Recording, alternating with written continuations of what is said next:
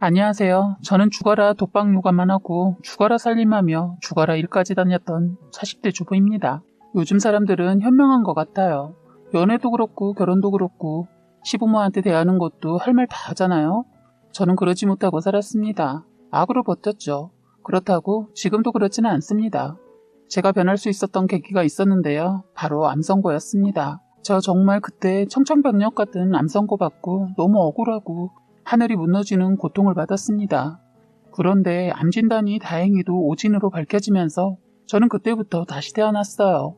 남편도 갈아버릴까 생각도 했는데 신발도 신던 게 편하고 청바지도 처음에 사면 꽉 껴서 길들여야 하잖아요. 새 거가 좋기도 하지만 무단한 노력이 필요하고 어쨌든 불편함을 감수하고 적응해 가잖아요. 특히 새 신발의 고통 다 알죠? 다시 몸에 상처 내면서까지 새 것을 원하지 않았어요. 저는 다시 힘들고 싶지 않더라고요. 이미 길들여진 신발 신는 것보다 조금 수선해서 신고 조금 찢어진 청바지는 멋으로 일부러 다 찢어버리기로 했습니다. 남이 내 인생 살아주는 것도 아닌데 남의 이목 눈치 보며 헝거버리고 싶지 않았어요. 그래도 쓰던 게 낫겠다 싶었죠. 지금 그 일이 있고 나서 남편과 지내고 있는데 역시 쓰던 것이 더 좋다는 것을 느끼며 살고 있습니다. 제가 살아온 얘기를 잠깐 안 하고 갈 수가 없겠네요. 다소 답답한 면이 있을 수도 있으니 고구마 드신다고 생각하시고 동치미 한 사발 가져다 놓고 옥매이지 않게 드시면서 제 얘기를 짤막하게나마 들어주세요. 과거를 얘기하지 않고서는 현재를 논하지 못해서 과거의 보따리를 풀어봅니다. 제가 한때 바보같이 살아왔던 얘기인데 답답해서 욕하실 분들을 위해 짤막하게만 말할게요. 저도 다시 지나온 세월 들먹거리려니 좋지 않네요. 저는 23살이라는 꽃다운 나이에 결혼을 했습니다. 그때 제가 바람만 불어도 날아갈 정도의 몸매에 머리는 찰랑찰랑거리는 생머리에 피부도 하얀 얼굴이었어요. 뭐 안 꾸며도 예쁜 얼굴이었죠. 그랬던 제가 결혼을 딱 하고 나니 신혼도 없이 남편이 약속을 지키지 않아서 그만 임신이 되고 말았습니다. 그때부터 저의 20대는 사라졌고 힘든 기억밖에 없네요. 임신 초기 때에만 해도 남편 외에 따로 챙길 애가 없으니 나름 이쁘게 꾸미고 다녔어요. 누가 보면 결혼한 사람으로 보이지 않을 정도로 말입니다. 그때 어렸으니 한참 멋을 내긴 했어요. 그랬던 제가 임신 6개월도 되기 전에 찰랑거리던 긴 머리카락을 단발로 잘라야 했어요. 저는 쌍둥이를 임신한 거예요. 배는 제가 감당하기 힘들 정도로 불러왔기 때문에 제 외모를 신경 쓸 여유가 없었어요. 그러면서 임신을 하니 하였던 얼굴은 어느새 기미로 뒤덮였고 배는 감당이 안 될 정도로 트기 시작했어요. 임신하면 겪는 것이니 저는 자연스럽게 받아들이려고 했지만 그게 맘처럼 안 되더군요. 남편은 저보다 나이가 많았는데 저의 달라진 모습을 보고 남편은 전혀 개의치 않고 오히려 이쁘다, 좋다, 엄마가 되어가는 과정이다 뭐 이딴 말로 다 때우고 행동은 완전 게으른 돼지 같았어요. 제가 임신하고 나서부터 남편이 살이 찌기 시작하더니 몇 달 사이에 10kg를 넘게 찌는 거예요. 저는 행여나 남편의 몸에 이상이 있나 걱정했는데 자연스러운 몸의 변화였어요. 남편이 저를 만나기 전에는 엄청 뚱뚱했는데 잘생긴 외모이긴 해도 몸이 굴러가니 여자들한테 인기가 없었다고 합니다. 독하게 몇 년을 걸쳐 살을 빼고 나서는 많은 여자를 만나서 연애도 했다고 하더군요. 그러다 제가 하필 이놈한테 딱 걸리고 말았네요. 다정다감하고 친절했던 남편이 거기에 생활력도 있고 외모도 출중했지만 저는 외모 안 봅니다.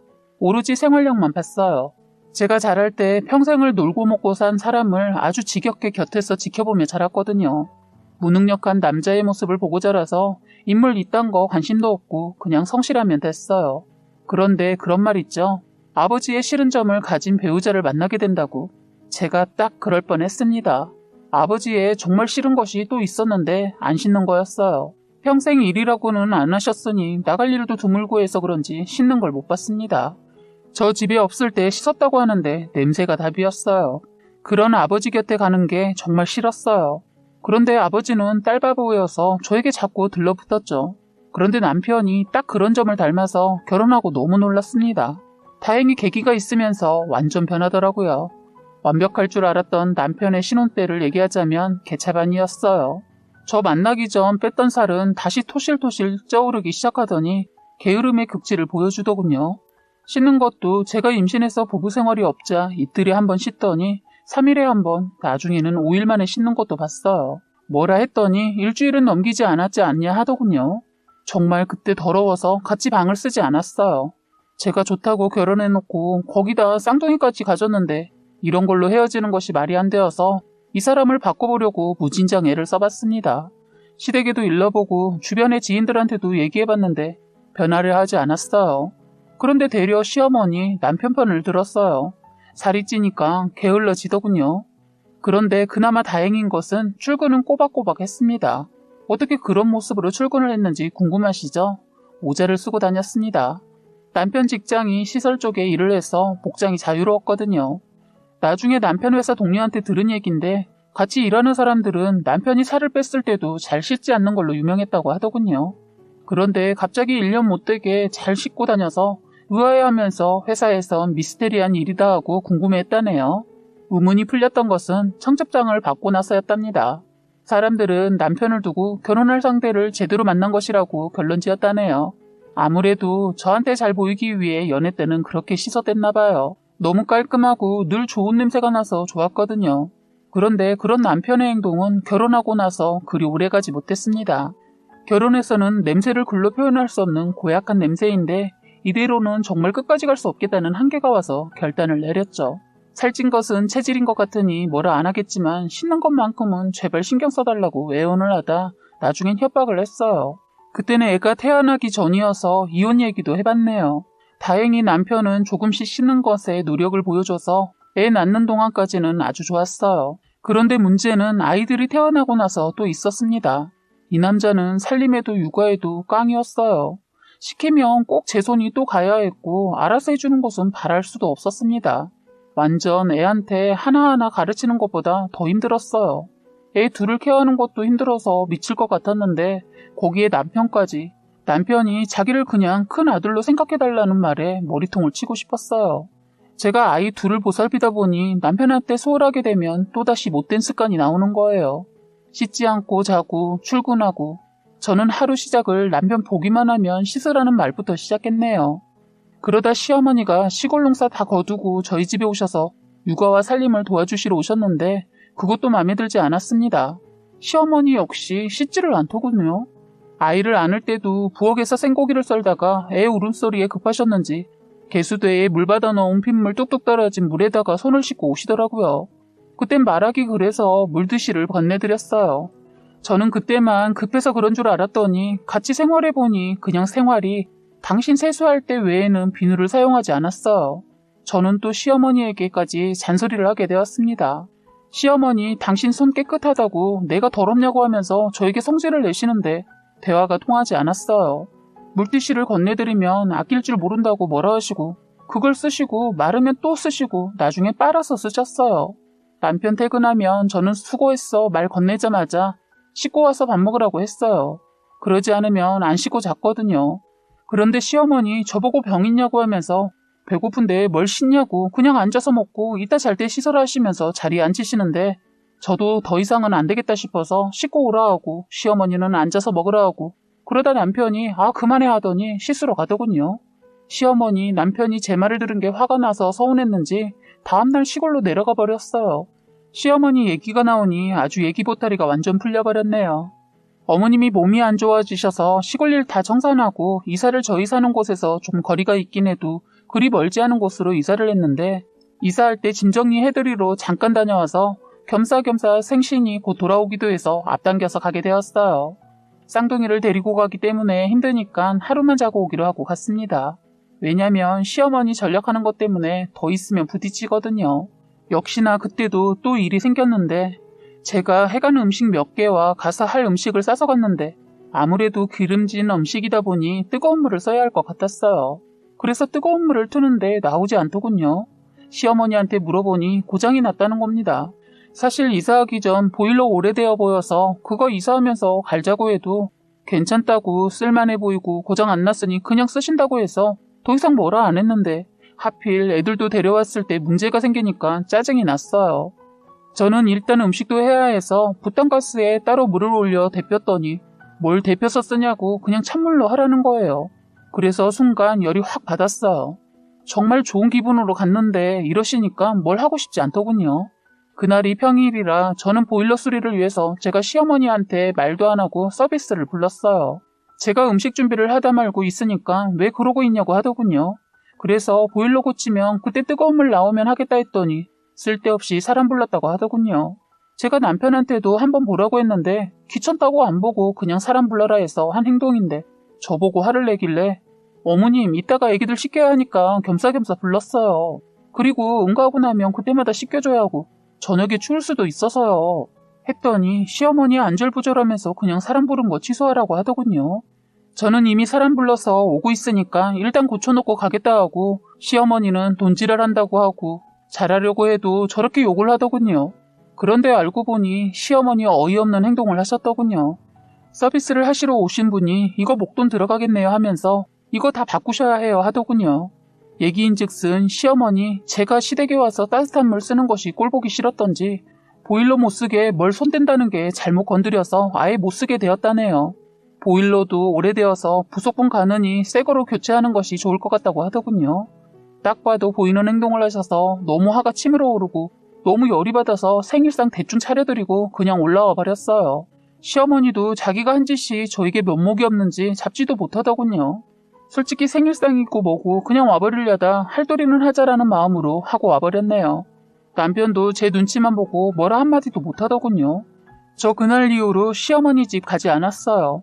그래서 일이 있으면 시어머니가 잠깐 오셨다 가셨어요. 그런데 어이없는 일이 또 있었습니다.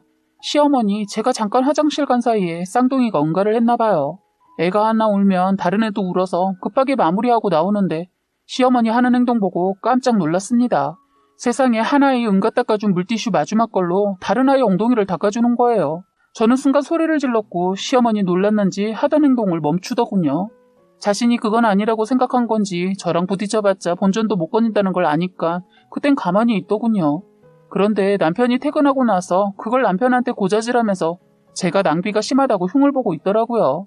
남편이 그건 아니라고 말을 하자 제가 말을 할 땐 못마땅한 표정을 하고 있더니 아들 말에는 그런가 하더군요. 저는 시어머니가 저희 집에 와도 싫었어요. 그리고 남편도 맘에 안 들고 그래서 애들이 4살 정도 되었을 땐 정말 이혼을 머릿속으로 몇십 번을 했어요. 그래서 이혼을 하기 위해서는 일을 시작해야겠다는 생각을 했습니다. 헤어져도 제가 일이 있어야 둘을 키울 수 있다는 생각이었기에 둘을 키울 수 있는 능력을 키워야 하겠더라고요. 저는 애들이 스스로 자기 표현을 할 때까지만 데리고 있다가 5살 정도 되면 어린이집을 보내려고 했는데 좋은 일자리가 나와서 계획을 바꾸고 1년 더 일찍 어린이집에 보내고 일을 시작했어요. 아이들이 일단은 어린이집에 가고 저도 일을 시작하니 일하는 동안은 아무 생각 안 나고 모처럼 일을 해서인지 너무 좋았어요. 완전 육아에서 해방되는 것 같았어요. 그런데 육아는 제가 직장 퇴근 후부터 다시 시작해서 집안 살림까지 퇴근해도 집안 살림에서 퇴근을 할 수 없었습니다. 애 둘을 먼저 씻기고 밥 먹이고 집안일에 정신이 없었습니다. 남편 놈 집에 와서 한 것도 없이 밥 주기만을 기다리고 있어서 시키면 왜 일을 해서 여러 사람 힘들게 하냐고 하더군요. 얼마나 번다고 때려치라고 여자가 벌어봤자 거기서 거기다라고 비웃더군요. 저는 자존심도 상하고 상처도 받았습니다. 제가 계획한 것이 있어서 벌고 있지만 사실 많이는 못 벌어도 열심히 살고 있는데 저의 피땀 흘리는 노동을 하찮게 비하하는 새끼랑은 하루빨리 헤어지고 싶었습니다. 친정 도움 받을 수도 있지만 의지하고 싶지 않았어요. 반대하는 결혼이었거든요. 제가 선택한 것에 끝까지 잘 되든 못 되든 제 힘으로 마무리하고 싶었습니다. 그래서 악착같이 살았나 봐요. 일을 하고 아이들이 어느 정도 크니까 시어머니와는 부딪힐 일이라고는 남편의 밥이었어요. 챙겨주는지 확인하는 전화 정말 끈질기게 전화를 하셨죠. 하루에 6번 하시면 전화 한 번 받을까 말까였어요. 뻔한 소리였거든요. 밥 챙겨 먹였냐를 시작해서 너무 씻으라고 하지 말라고 하시고 두 사람 다 유난히 밥에 집착했어요. 어머님은 아들 둘 있었는데 하나를 어릴 때 사고로 잃으시고 남편 하나라 많이 신경 쓰는 것은 아는데 지나치니까 너무 힘들었어요. 오로지 자기 아들밖에 모르시는 것도 싫었습니다. 저도 일하는데 퇴근해서 따뜻한 밥 지어서 남편 먹이랍니다. 이런 분이셨습니다. 말하다 보면 끝이 없겠네요. 그런데 언제부턴가 자꾸 배가 기분 나쁘게 아프기 시작해서 병원을 찾았는데 의사가 무서운 말을 하는 거예요. 바빠서 그냥 집 근처에 있는 작은 병원을 찾았는데 암 진단을 내린 거예요. 저는 그때 모든 것이 무너졌습니다. 저는 퇴근 전인 남편 회사로 가서 남편을 잡기 시작했어요. 회사 앞으로 불러내 마구 잡았어요. 네가 편하게 네 일만 하고 집에 와서 편하게 쉬는 바람에 난 애 둘 씻기고 먹이고 집안일에 내 일에 잠 쪼개가며 죽어라 일해서 얻은 게 암이란다 하고 쏟아냈더니 주변에 있는 사람들이 몰려들었는데 나중엔 감정이 격해지니까 주변 사람들 보이지도 않더군요. 제가 암이라는 말을 들으니까 주변 사람들 의식되지도 않았어요. 남편도 제 말을 듣고 무릎을 꿇고 주저앉더니 제 다리를 부여잡고 울면서 진짜냐고 미안하다고 잘못했다고 하면서 울기 시작하더군요. 회사 앞이라 남편의 회사 직원도 있었는데 저를 알아보고 재수씨 제가 잘 아는 의사 있는데 그거 소개해드릴 테니까 포기하지 마시고 여러 곳 다시 가서 검사해봐요 라고 하더군요. 남편은 힘없이 주저앉은 저를 잡으며 다시 병원에 가보자고 했어요. 솔직히 남편의 손을 뿌리치고 싶었지만 저도 겁이 나고 쌍둥이를 생각하니 이대로 무너질 수가 없었어요. 둘이 다른 병원을 여러 곳 찾았지만 암 진단은 한 곳에서도 나오지 않았어요. 남편은 며칠 후 마지막으로 큰 병원에서 조직검사 받은 곳에서 아무런 문제 없다라는 통보를 받자마자 암 진단 내린 병원 가서 발칵 뒤집어 놨어요. 그리고 남편은 저에게 절대로 이제는 혼자서 힘들게 하지 않겠다고 다짐에 각서까지 썼습니다. 남편은 제가 이혼까지 생각하고 있었다는 걸 알고는 더 열심히 저에게 최선을 다했어요. 젊은 나이에 암이라는 진단을 받고 이제 끝이구나라고 했던 때가 있었는데 그 계기로 인해 저희 부부와 시어머니 다 변했습니다. 저는 제 몸을 더 챙기게 되었고 남편은 제 말이라면 꿈뻑 죽는 신용까지 하고 시어머니 역시 하나밖에 없는 며느리를 그동안 너무 아껴주지 못했다고 하면서 따뜻함을 못쓰게 한 거 그걸 사과하더군요. 그땐 남편이 저만 사랑하는 것 같아서 미웠다네요. 그냥 아들을 뺏긴 것 같다 했던 행동이었다는데 어리석었다며 사과하셨어요. 그래도 아직까진 어머님은 다 변하지 못하신 게 밥 먹을 때 맛있거나 남편이 젓가락이 가는 반찬은 남편 쪽으로 밀어주는데 이제는 그런 것도 그러려니 하고 넘깁니다. 한번 죽음이라는 걸 닥쳐보니 생각이 변하게 되더군요. 이제는 제가 제일 먼저라고 생각하고 살고 있습니다.